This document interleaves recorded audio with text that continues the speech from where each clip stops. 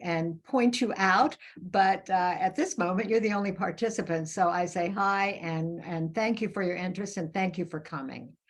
Next slide. I'm Robin Ice, and I'm director of the General Legal Studies program.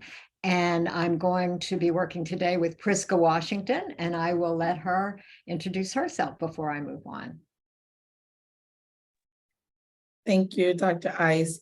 Hi, Lauren. Hi, Megan. I am Priska. I am Assistant Director of Academic Advising, and I advise all general legal studies students, both earning a Bachelor of Arts, as well as those who are in the post-baccalaureate certificate program, while also advising students who are in our social science and humanities programs.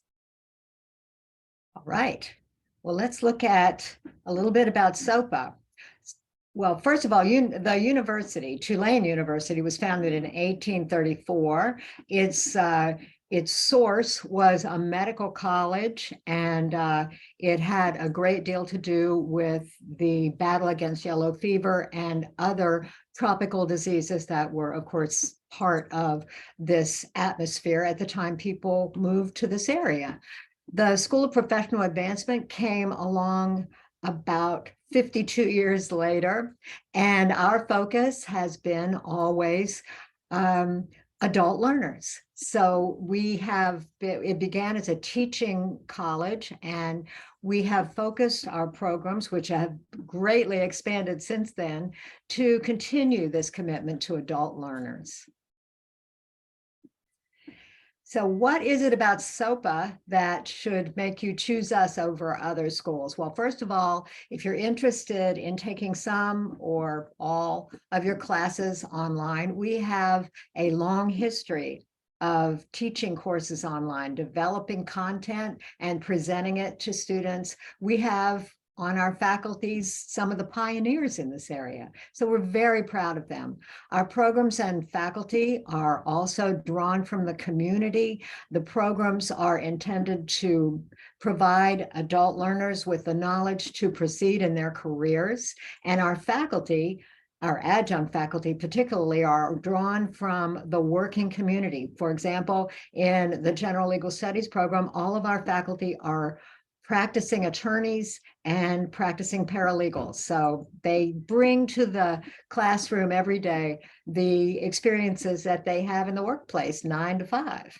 We also have great student support. We're very proud of what we're doing to help our students succeed.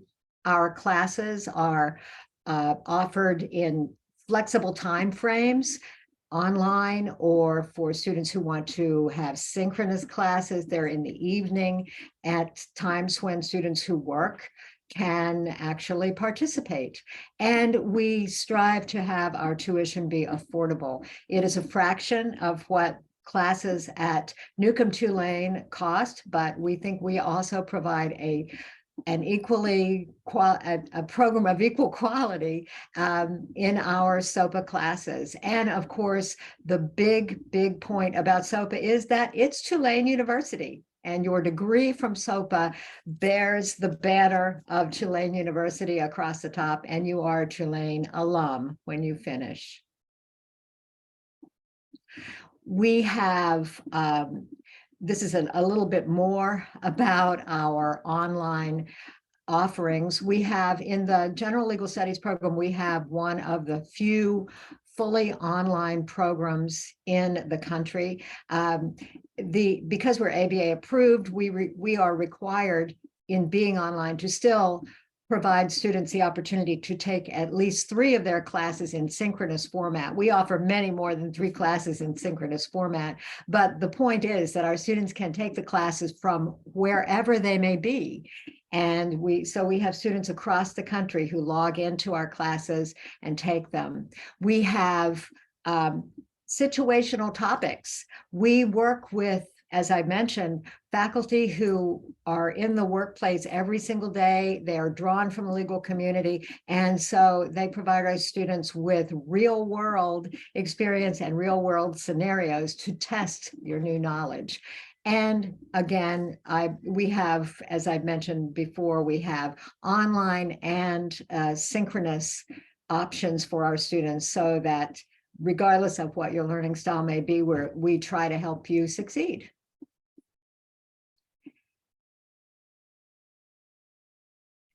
Well, let's look specifically at the General Legal Studies program. I'm going to be going through three degree programs that we have. We have our General Legal Studies major with a bachelor, which is a Bachelor of Arts, and comes with, on completion, a paralegal certificate. Why, you may ask, do we attach a paralegal certificate to this? Well, it's because in this legal community and legal communities across the country, actually, a paralegal certificate is the credential that employers want when they hire paralegals, legal assistants, or others to work in their law offices. The paralegal certificate is the designation that employers want, so that is why we include it.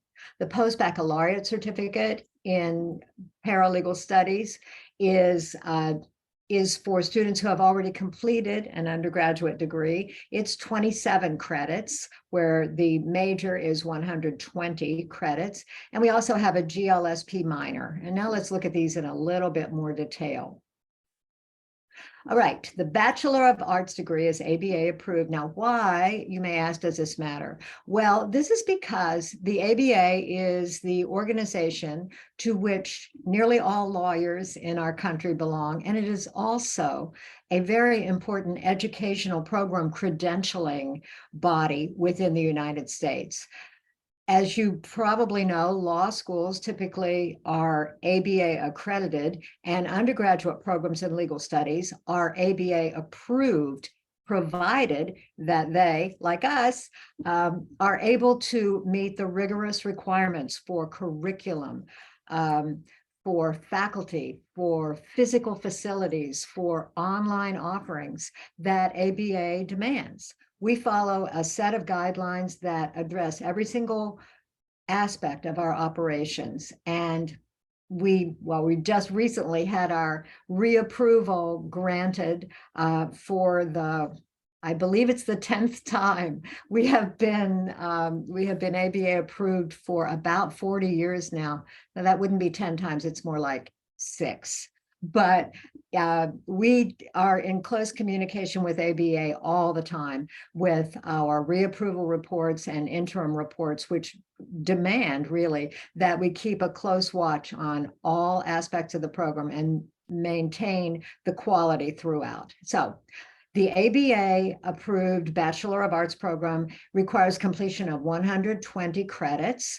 36 of those credits are general legal studies courses with, as I mentioned, online options. Because we are ABA approved, we are required to have students complete at least 3 classes, 9 credits, in synchronous format. That means that you can come to some of the classes that we offer fully in person, or you can register for classes that are offered synchronously, which means that they are offered online via Zoom, just as I'm talking to you now, but they meet at a specific time each week, just as if you were in the classroom, but you actually can log in from wherever you may be. Our curriculum consists of 4 core skills classes that are offered every single semester, meaning that you can begin and end the program anytime. English 1010 or freshman composition is a prerequisite for all. A lot of our students come to us from other colleges around the state, and often they are transferring in their English 101 and 102 to meet this prerequisite. So, and we're very happy when people do that.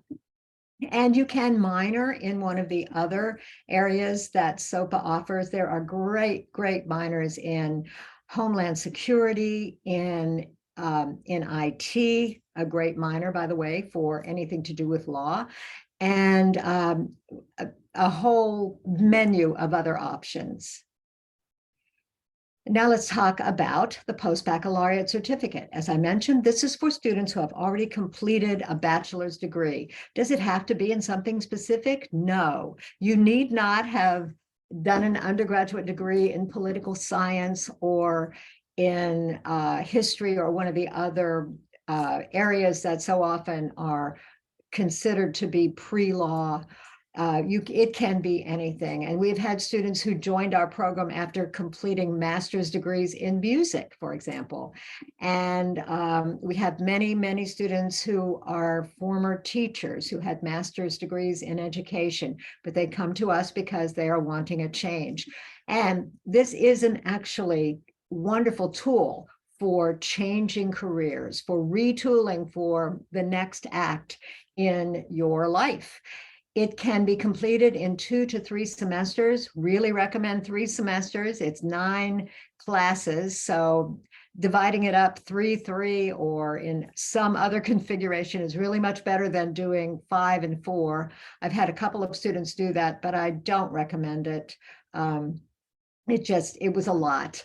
So you have 9 general legal studies classes only, 27 credits, again, with the online options, the same 6 core paralegal classes, and electives, which cover a variety of topics, including family law, personal injury and medical malpractice, intellectual property, which is a great and growing area for legal studies, and just a variety of others, well, including criminal law, which everyone always asks about.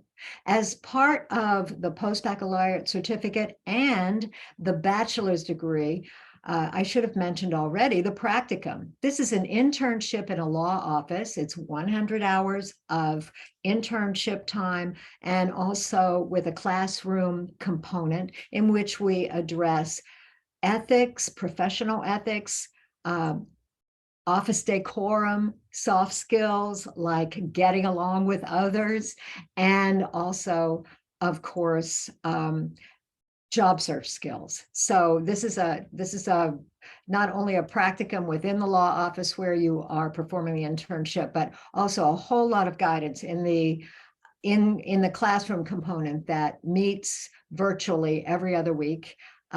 We meet by Zoom and we talk about all of the topics that I mentioned. If, as many of our students do, if you find employment while you are in the process of completing your degree, we have a mechanism whereby you can waive the practicum and replace it with another general legal studies 4,000 level elective. We have a lot of students because we have, I believe if you have looked at our website, we have about an 84% employment rate among our graduates when they leave the school. So a lot of our students are already working by the time they reach their final semester, when normally they would be taking the practicum, so they are permitted to waive it. So I also should mention, with respect to the internship, because this is something that always worries people, we have a vast pool of local law firms and federal agencies and other law offices that are eager to have our interns every single semester. So you need not be concerned about finding your own internship. I am able to place students in internships every time, and we have many people who want to. So that is not a responsibility that you need to shoulder as you enter our program. And next, the minor. Finally, this is a minor that you can take in conjunction with any of the other SOPA majors. It is a minor that gives you a background. It covers the basics of the legal system and gives you a little knowledge in all of the areas that will be extremely helpful if, for example, you were majoring in IT or healthcare management or one of the other areas where you might benefit by having some knowledge about the legal system. It can be completed entirely online. It is not an ABA approved option because it is not a full degree, and no certificate is awarded on completion, but you take away with you a lot of legal knowledge. And for students who are in our undergraduate program, we have the option of the 4+1 program with the Master of Public Administration.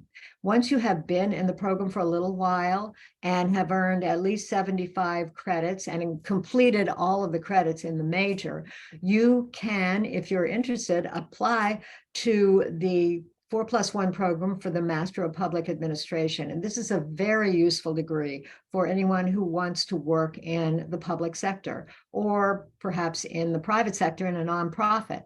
This is a great program. It has an excellent faculty, and the big advantage to being admitted to this graduate program through the 4+1 is that if you are accepted, you can continue finishing off your bachelor's degree while still taking 6 credits of Master of Public Administration core coursework and getting a jump on that degree, and take those classes at the undergraduate tuition rate, which is considerably less than the graduate tuition rate. So the end result is that you can complete your undergraduate degree and have 12 of the 36 MPA credits already done. So it's a real, if this is something that interests you, once you get into the program, maybe not the first day, but once you get into the program, you want to look at this and see if it might align with your goals. And finally, let's take a look at our faculty. This is just a few of the folks who teach for us. We are very proud of our adjunct faculty. We have, and also we have a new person who is not listed on here, our full-time faculty, Jacqueline Epstein, who is another professor of practice in our program. But these are just a few of the attorneys who teach classes for us. Most have been teaching for us for 10, 15, 25 years, and they are so dedicated to our students. And the great advantage is that because all of our instructors are drawn from the legal community, you have, as you begin the program and work your way through it, a built-in network of legal professionals, so that when you leave, you will already have established a network that will help you get your next job and help you succeed in your career. And speaking of careers, these are some of the careers in which our graduates are now working. We have people really across the country. We say the region, but we have people working in DC, in Seattle, in Texas, really, which is kind of covering New York, which is covering the country. They work as paralegals, they manage offices. Some are in HR, which reminds me, we have a great HR minor that works very well with our major in general legal studies. People work in the courts around the area as clerks, as we have investigators.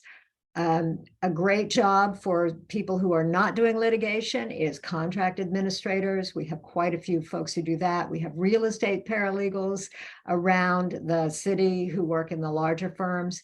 And if you are looking at one of the general legal studies degrees, either the PBC or the Bachelor of Arts degree, as a sort of preparatory set of courses for going to law school, it is a great background for that. Our students, many of our students have gone on to law school, have graduated, and are now working as lawyers. And to a person, they have said that the background they received in taking our legal research, legal writing, litigation, our 2 courses, our legal technology courses, provided them with a wonderful background and gave them great advantages when they entered the law school programs, wherever they ended up going. So it is a great background for law school. And that's in fact one of the paths that so many of our students are choosing now. And now I'm going to turn it over to Priska to talk about credit for prior learning. Thank you, Dr. Ice. And again, I'm Priska Washington, Assistant Director of Advising, for those who may have joined after I introduced myself. So I'm going to talk a little bit to you all about credit for prior learning, also student support, and the resources we have here for you all as it relates to student support, the affordability of SOPA as it relates to our tuition, as well as applying to SOPA. So just to start, credit for prior learning you can earn credit towards your bachelor's degree for prior learning. So whether that's work experience, military experience, community service experience, and if you want to, if you have experience in any of that military training, community service, work experience that you think may qualify, go ahead and drop that into the chat and we can kind of see some of the experiences we have in this space, if so. So as an undergraduate student, you can receive up to 24 credits, right, for that prior learning experience. So it can be done via a portfolio assessment. So working with a faculty to be able to develop a portfolio that displays the experiences that you've had, or via an examination, or being able to provide proof of your military training. So either of those formats can earn you up to 24 credits, keeping in mind that you can transfer a total of 60 credits into the bachelor's degree. So if you had 24 credits for prior learning, you still could transfer up to 36 credits of coursework from a previous institution. So I talked about student support and success. It is a great investment that Tulane, specifically SOPA, makes in its students to ensure their success. And one of those ways is just having a dedicated and invested academic advising team who not only serves to identify the courses that you'll need to graduate, but the academic resources that we have that you may benefit from, and other opportunities that could lead to academic success. As Dr. Ice mentioned before, we have professors of practice who are, whether they're litigating, they're in the courtrooms, they're in law firms, they're in organizations where they are sharpening their expertise, but also connecting you to that industry. So that is a great benefit to have those invested. And then just that network of peers who are also an alumni who may also be in the field. I spoke with a first-year student earlier today who said she took a litigation course, and there were professionals who've been in the industry for 20 plus years. And so you have that peer connectivity and network, not only from your faculty and staff, but from those who are taking the courses that you can learn from as it relates to legal studies, being in a law firm, and exploring the coursework. And we have a career advisor, right, to try to go above and beyond. So whether that is helping you to mock an interview, creating networking opportunities, helping to build a resume, et cetera, but really focusing on your academic support, but also that career exploration is equally as important. Next slide. Tuition and affordability. So for the spring, tuition was $596 per credit, roughly $600 per credit. And most of the courses you'll take will be 3 credit courses. So doing the math, roughly one course is the equivalent of about $1,800, which is extremely affordable. I can vouch for that in that I have the student loans to prove that education isn't always affordable. But we have a dedicated financial aid department that works with all Tulane students to ensure that you receive the financial assistance that you qualify for and that you are able to pay for the education that you're going to receive. And that aid can look very different. It can be federal grants, it can be federal loans. There's the Yellow Ribbon Program. Whether you are in the military, you are an educator in the New Orleans area, or a member of Phi Theta Kappa, you receive that 20% discount, which goes a long way. A course that is $1,800 is more like $1,400 when you have that 20% discount. And again, when you are able to transfer 24 credits of work and life experience, which you're transferring in is roughly $10,000 of tuition that you won't pay as you build that portfolio, and you can save a little bit of money and not having to take those additional 8 courses. Next slide. And lastly, just want to talk to you briefly about applying. It's extremely simple. It's an online application. There is a $40 application fee for the undergraduate program that is both the PBC as well as the BA. However, by attending today's webinar, you will receive a tuition waiver. I'm sorry, not a tuition waiver. Scratch that, please scratch that. An application waiver, I repeat, an application waiver. And therefore, your time here served today is one that is beneficial if you decide to move forward and apply to Tulane SOPA. In applying, you will need a clear image of a government issued ID that you will upload to the portal, and you will request your transcript from any institution that you've attended prior to Tulane. Again, the ability to transfer up to 60 credits into the program. But in order to do so, you need to communicate with your advisor and start working to submit the proper documentation to have transfer credits evaluated. All right. So here are some important deadlines as it relates to the application process. So Tulane SOPA, it enrolls students on an ongoing basis. It's open and ongoing enrollment. And we have the benefit of those who are active early of applying for the early enrollment scholarship. So if you are applying to begin in the summer, you have until May 1st to complete that application. And if you want to be eligible for the early enrollment scholarship, you need to apply, right, and register for classes by April 25th. So you have roughly 6 weeks if you are going to enroll this summer to be an applicant and then a registrant for courses for the summer. If you prefer to enroll this fall, the application deadline will be August the 1st. If you would like to be eligible for the early enrollment scholarship, then you need to enroll and register for fall courses by June 1st. And then lastly, if you are an early bird and just gathering information and you truly don't intend to apply until spring of 2024, you have until January the 1st to apply. And if you want to apply for the early enrollment scholarship or be considered, you need to apply by December 1st of 2023 to be considered. Okay. I'm going to toss it back to Dr. Ice. And Yeah, thank you. Okay, any questions? Does anyone have any questions? Trying to see. I'm good. Thank you, though. Okay. All right. Well, thank you all so much for joining us. It's great that to have your interest. And if you do have any questions as you move forward, please feel free to reach out. One of the best ways to reach me, and so it's very anonymous, is email. Send me an email, rice1@tulane.edu. My name is Ice, but my email is Rice. So send me an email if you have questions, and I will be glad to respond very quickly, I might add. Whoops, here's. I have one question. I am going to be transferring over from a community college, North Shore Tech. So I just wanted to know how I did already do my application, but I guess I need to know, like, where do I go to find how I can get in touch with the transfer advisor? You're talking to her.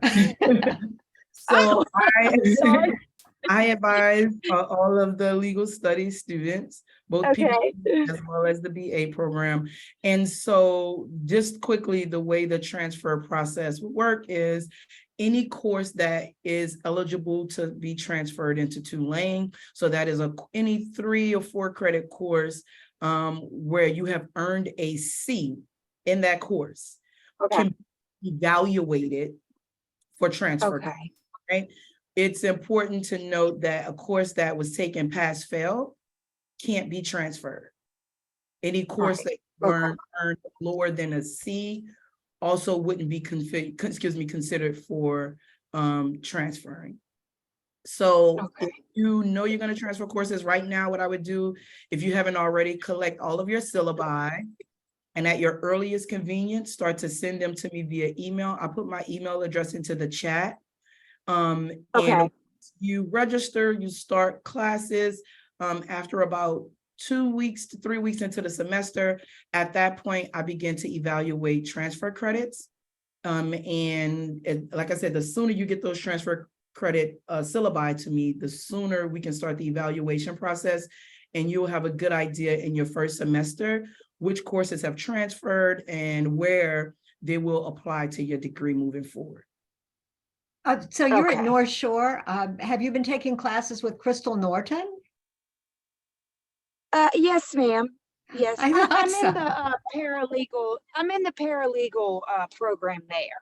But I wanted to finish to get my bachelor's. Sure, fantastic. Well, I'm so glad. Crystal is one of our instructors as well, and I'm yeah. So I'm glad to see you. I know that she is an amazing teacher. So yay, good, She is. She is. I had a bunch of classes with her actually. good, So, good. Well, well, thank welcome. you all. Thank you. Thanks everyone for joining. Bye-bye. Bye, y'all. Bye. Thank you.